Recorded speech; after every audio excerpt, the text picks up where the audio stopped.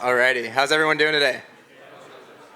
I love it. My name is Joe, representing the Framework team out here, so I want to thank all of you guys for taking the chance to come out here and listen to this great panel that we have. Also want to thank the Maven 11 team for all the work that's gone into organizing this for us today. So really excited to be joined by 4 representatives from a few different DeFi protocols that we're big fans of across the Framework and Maven teams. And today we're just going to be discussing some of our personal thoughts regarding the past, current, and future state of decentralized finance. So I think, popular to what your favorite anon on Twitter might want to tell you, DeFi is not dead. And there's a long, fruitful future, I think, ahead for the DeFi space. So during this panel, just really looking forward to kind of sharing some of the perspectives across this group. And I think we'll just go ahead and kick off by having everyone do a quick introduction on themselves personally, and then also the projects that you're out here representing. So you can go ahead, Max. Can everyone hear me? Yeah. So I'm Max Figa. I'm one of the co-founders of Fiat DAO, a project that is launching today. So I'm the baby on the stage. And what we're focusing on primarily is unlocking liquidity for fixed income assets in DeFi. Hello, I'm Sam McPherson. I go by Hexanaut on Twitter. So I'm on the protocol engineering team for MakerDAO. I'm assuming I don't need to give a long spiel about what MakerDAO is. Our primary product is the DAI stablecoin. I'm sure most of you have used it, so yeah. Big fan. And hi everyone, I'm Joyce from Grow Protocol. I'm operations lead there. And what we do is really making stablecoin yield farming easy. So then you don't need to learn yield farming, you don't need to know different types. You just have to choose if you want more protection or higher yields. That's kind of what we do. Nice. Hey, I'm Skeletor. We do DeFi, yield farming card. No, I'm just kidding. We do massive yield farming at Yearn. We are at DAO. Happy to be here. I love it. So I think where we're going to kind of start the conversation today is just kind of discuss, I think, some of the common criticisms that we see for DeFi. I think there are people out there that kind of criticize DeFi as being kind of just rehashed basic concepts of centralized finance. And I'm curious if we could kind of go across this group and just discuss, what would be some of your counters to that argument. Kind of, what do you think it makes DeFi special? What is nuanced versus the centralized finance products that most of us are used to using? I'll kick it off. I would say, regardless of where you fall in that conversation about how you view DeFi in relation to, let's call it CeFi, TradFi, I think the reality is that TradFi or CeFi as we know it has been a very privileged industry to date that not much of the world can really engage with in the same way DeFi is accessible to anyone with an internet connection and an Ethereum wallet or smart contract network of choice, right? So in that sense, right, regardless if it is a rehashing, if you fall on that side of the debate, it is still a kind of net positive development in the wider story of finance, right? Yeah, and so I guess there's definitely been replication of some elements for sure, but there's also like completely novel things that don't exist in TradFi at all. Like we have Uniswap, for example, like that's completely decentralized at its core. So like it doesn't exist in TradFi. So that's definitely like a novel thing. But I don't due to the just permissionless nature of the blockchain, I don't think it's necessarily a problem to take some TradFi things and build upon them, right? And you kind of get the money Legos as it is to like get all these kind of novel products emerging. And I think we're just kind of scratching the surface here. There's going to be a whole lot of new stuff that we can't even imagine at this stage. So, yeah. Yeah. And I think it's interesting because financial needs for everyone fundamentally quite similar. Like you want to grow your assets, you want to use that to fulfill some dreams. I often think of that as like all of us take public transport for obvious reasons. But then in the past, we always have to deal with bus companies that might not give you on-time services, that frustrates you because they don't deliver what they promise. Now then with DeFi, you can be the one that draw up the bus routes. And then you can decide, if you decide the destination, what they set out for you isn't right, you can choose to do something else. You can draw some other bus routes. And I think that in itself isn't being quite appreciated enough from the users or the mass public because that's so new. And it's just something that I think we need to keep honing into so people understand the fundamental difference. Yeah, absolutely agree with all the points. I think maybe the best or the most novel thing here is like money Legos, as you said, which is being able to permissionlessly access whatever is on the blockchain, right? You can even, like, obviously you can access financial services on TradFi, but it's extremely hard to build on top of those and to maybe just create your own flavored bank or whatever. It's extremely complex regulatory-wise, etc. But in DeFi, you can practically, well, most of you or some of you might go on a weekend away and create a new protocol on top of other, just in an instant, and having millions of people using it. Well, not millions, but some people using it across the globe. So I think that's the kind of the key improvement here. So I think overall, just really honing in on like the permissionless aspect of this industry, which while it brings, I think, a lot of novel innovation, also definitely has its own share of challenges as well. So I think, you know, a big topic that has been discussed across the industry, especially over the past year, has to be, you know, the exploits, the hacks, some of the difficulties that this industry has faced as well. What do you all feel like is kind of worth learning from some of these instances in the past of whether it be exploits or just different challenges that some of these DeFi protocols have faced?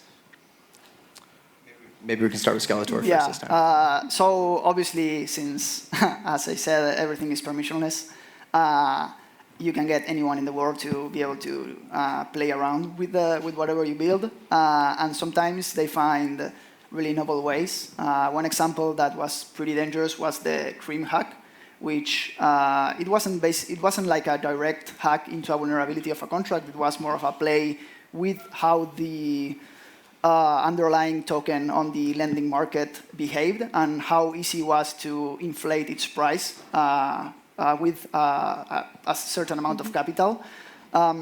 So those type of hacks are the ones that we really need to be worried about and which are kind of the most complex ones.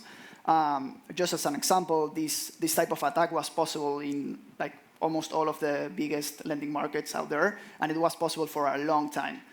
We were just extremely lucky nobody kind of figured out how to attack that because the losses would have been like massive, not just on the Cream protocol. And it's painful memories. I do think that there is so much that we learn from being, how do we ask users to trust us in these scenarios when they feel that, well, I put in all of getting this attractive yields, but I might end up with nothing. And I think that is something so fundamental to the DeFi space that we ought to do what we can. I mean, with all the audits, with bug bounty, and then you get every possible ways to prevent that. But I think what hasn't been talked about so much is what happens after it actually happened. Because sometimes what I think is the new people coming into DeFi, they're not the ones that follow the news and learn all of these hacks, right? So then maybe they have no idea. And it is so much more about what their friends or they read from the public media that shapes the narrative. So how do we make sure there is a good way of dealing with these exploits after that happens, unfortunate as it may be, that we can make sure that we still retain the public trust with it? And I think that's something we still need to do as an industry to crack on. Yeah, so for users, hacks are definitely a big issue. It's not fun being involved in something that gets hacked, but I look at it, and especially with the advent of flash loans, I look at it as kind of learning collectively how to build the most hardened system possible. And we're not going to get there sort of without like hitting a few bumps on the way. So with every hack, each of the teams are looking at these things and learning from them such that we don't hit them again in the future. And the idea is that we can kind of build towards a rock solid system for DeFi in the future for everybody, so you can really depend on it later. Yeah. And I would add that the development in the DAO space over just the past year alone, I think kind of shows the ability for, you know, this space that started out as like very protocol focused, where everyone's kind of building in a vacuum, to recognize that there's this ability to kind of coordinate on chain and start pooling resources in ways that could kind of start replicating, you know, what insurance looks like in the real world, or just these types of ways of interacting with these protocols in a collective way, as opposed to everyone kind of being, out on their own and potentially suffering from these types of hacks.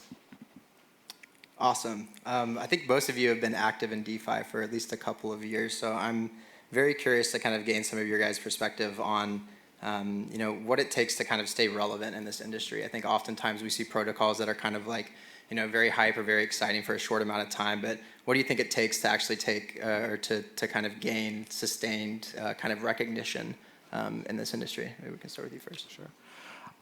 So I would go down the trust route on this, in the sense that most of what we're building here is open source code, right? And obviously liquidity is a moat, but regardless of whether you're kind of the flavor of the month or not, it really is that kind of element of trust and people's respect for the work your team and your contributors are doing that gives you the flexibility to survive, even in periods where maybe your protocol is not being used as most of others.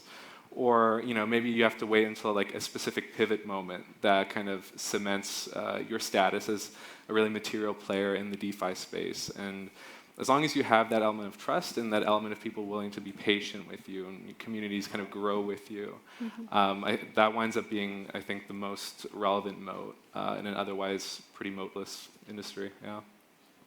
Yeah. So I guess it depends on if we're in a bull or bear market, how to stay relevant. I mean, if we're in a bull market, there's just so much noise all the time, it's just impossible.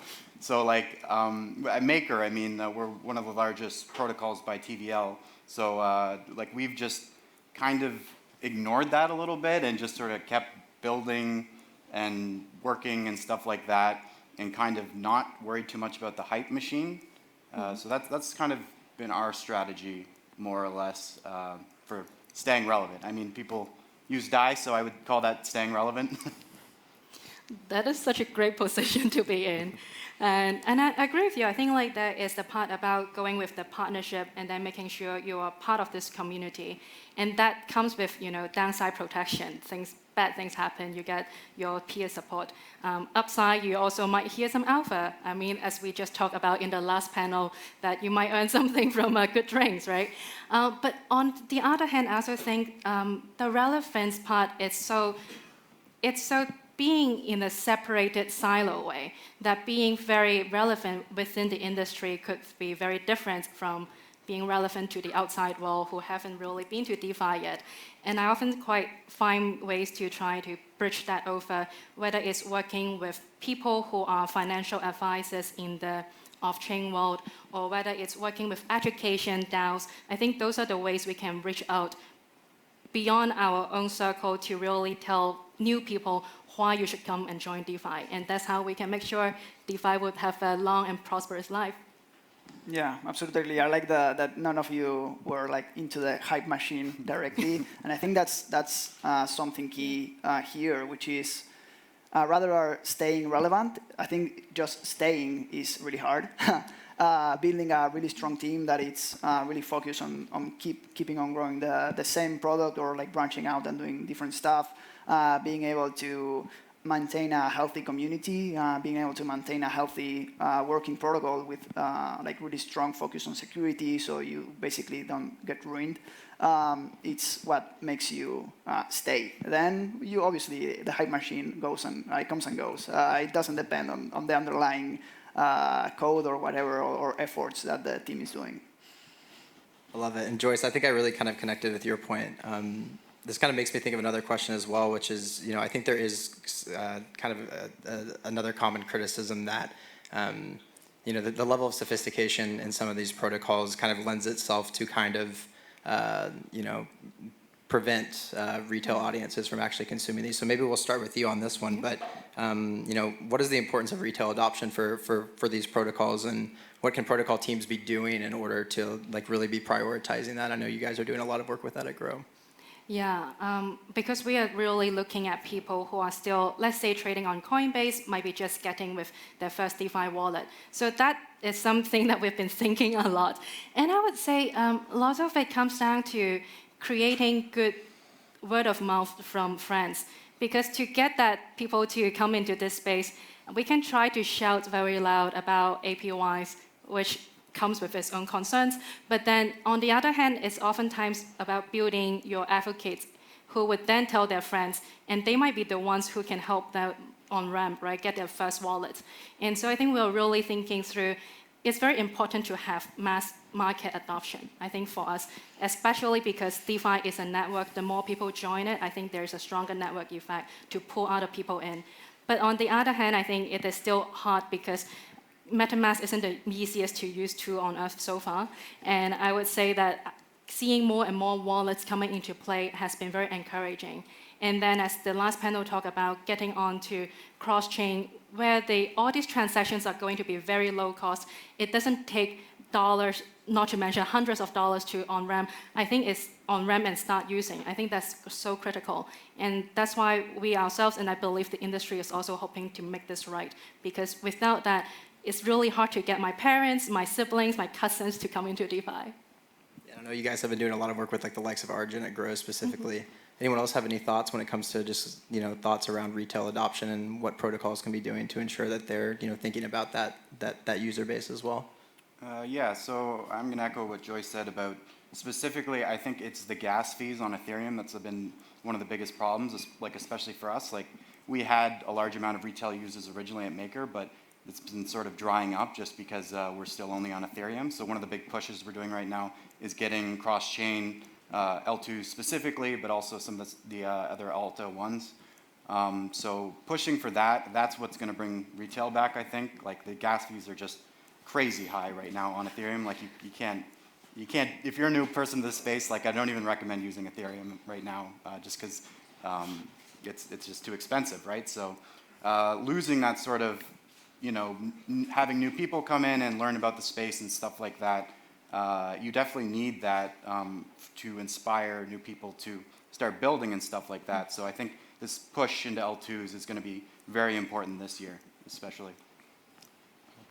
I would add there's also a kind of like mental blocker to it at this point. What I mean by that, right, is I think a lot of retail associates crypto and DeFi as well as more of a speculative arena for them to engage in when they have additional cash. And by the looks of macro today, that additional cash is drying up.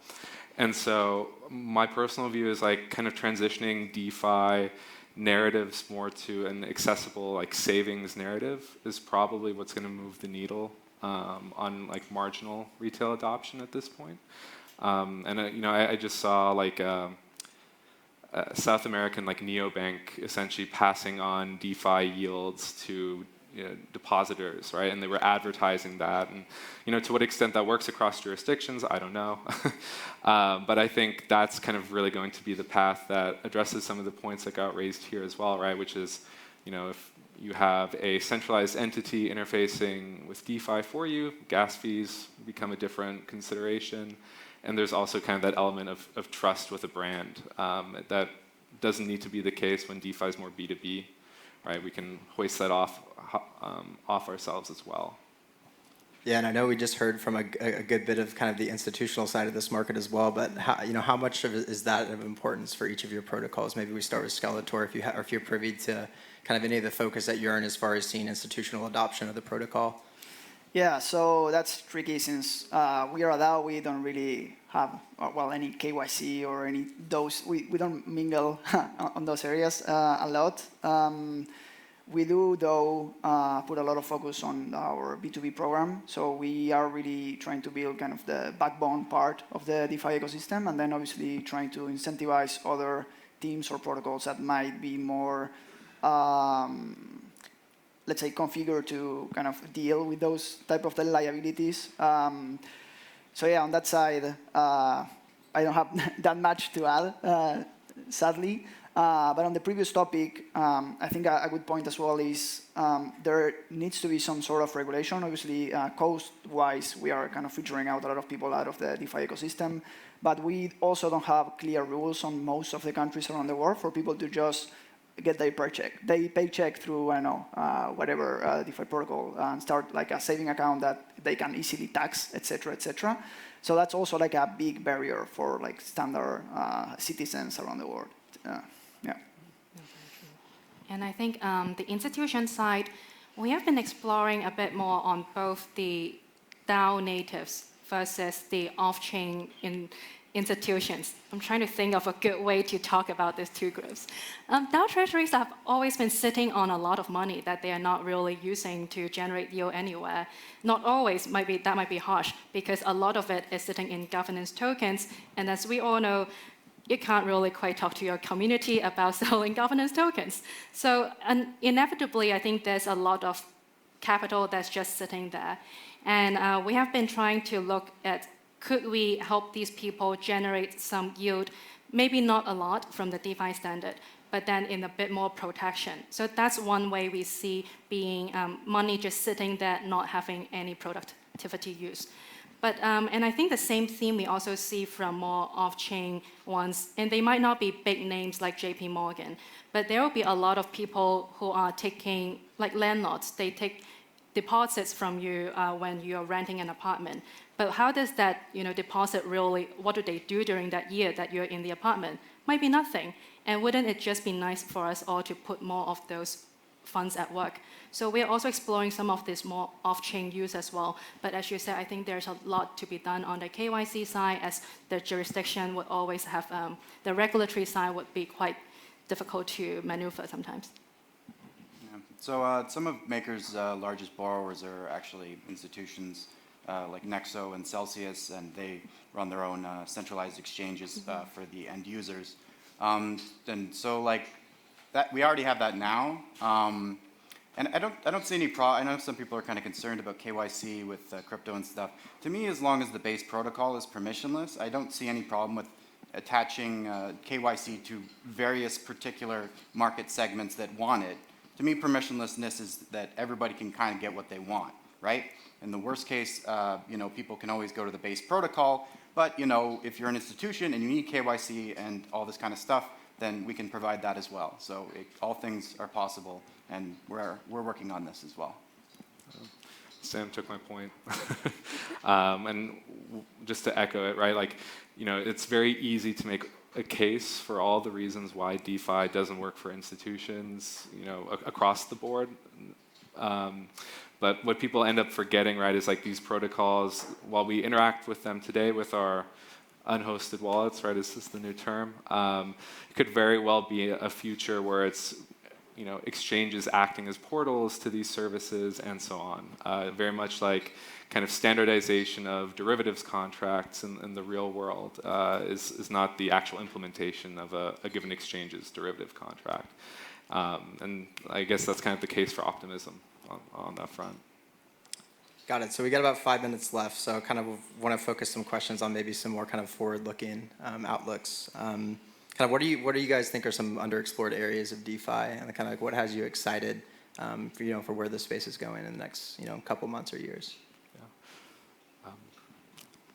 Yeah, sure.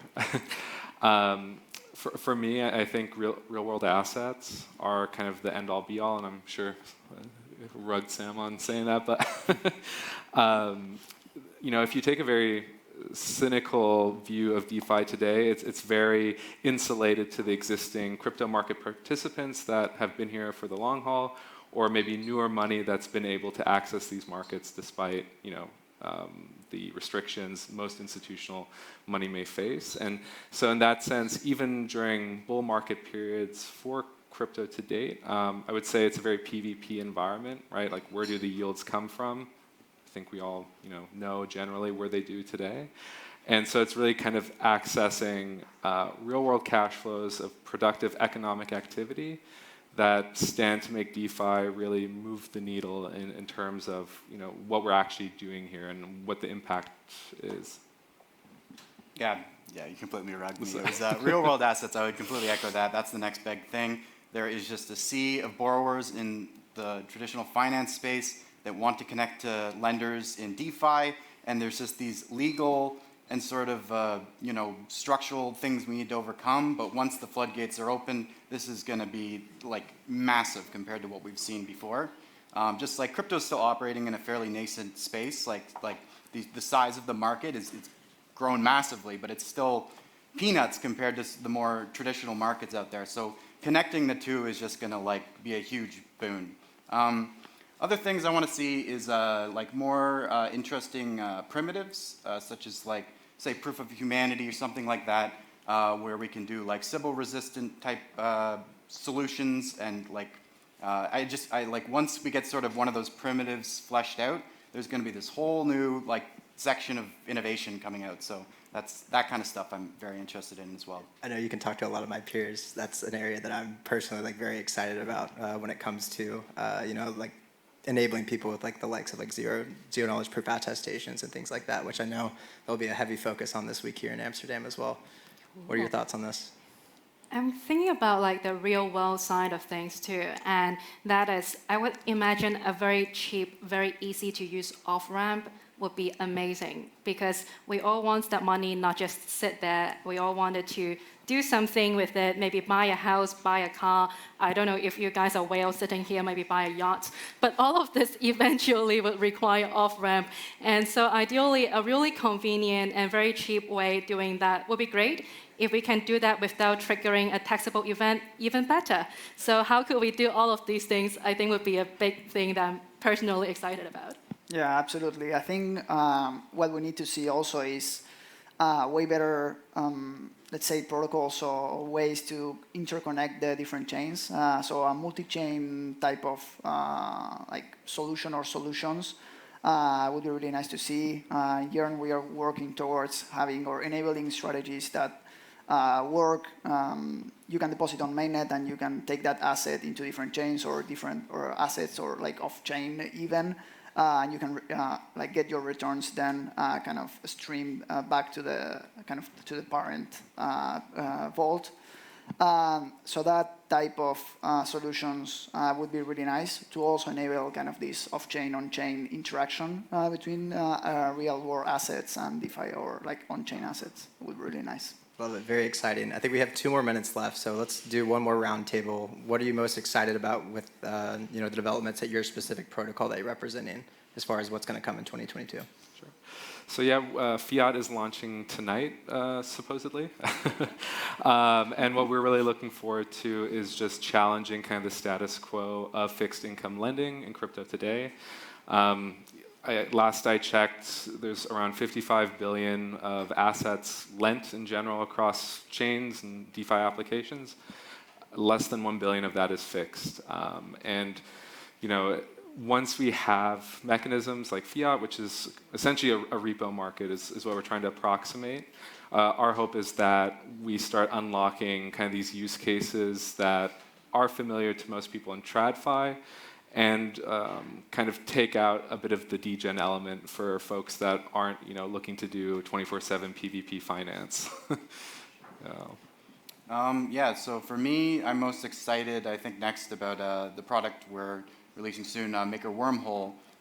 So we're in the first stages of rolling out the first stage of this, and then we'll be releasing sort of the full multi-chain version soon. So basically, this is going to allow chain-to-chain instant transfer of DAI using the Maker minting function. As we have 0 cost of capital to mint DAI under the Maker protocol, we'll basically, once the security is fleshed out for these L2s, we'll be able to essentially offer a super highway of liquidity in DAI for cross-chain transfers. So this should really, really help with liquidity fragmentation across these chains and sort of just getting the whole ecosystem up and running. So yeah, that's something I'm really excited for. Cool. I am excited for, in general, opening up the access, making it more accessible. So I would say 2 things. One is definitely going on different chains, but also fundamentally making sure our codes, our architecture is done in a way that we could go on different chains fast. So it doesn't take a lot of work to keep on like making people wait. I think that's one. And the second part is integrating with more wallets. As we talked about earlier, sometimes it's just really hard for people to come in and start using anything in DeFi. So hoping that by working with wallets more closely, like we have been with Argent, then we can bring DeFi, simple to use DeFi to more people. Yeah, nice. on Yearn, we are focusing on our Vaults B3 product, which also enables us kind of all these different type of strategy tactics, multi-chain, locking strategies, etc. So to be able to bring more yield, also opening up different type of more riskier opportunities for people to put their money into, kind of junior tranches model, and being able to deploy and iterate over the same vault concept way faster through a lot of modules, different type of modules, having different type of flavors under the same underlying, and overall being more of a money Lego for other protocols to build on top. So, yeah. I love it. Well, thank you all for joining us for this panel. Really hope you all enjoy your week in Amsterdam, and thanks again for showing up and representing. Thank you.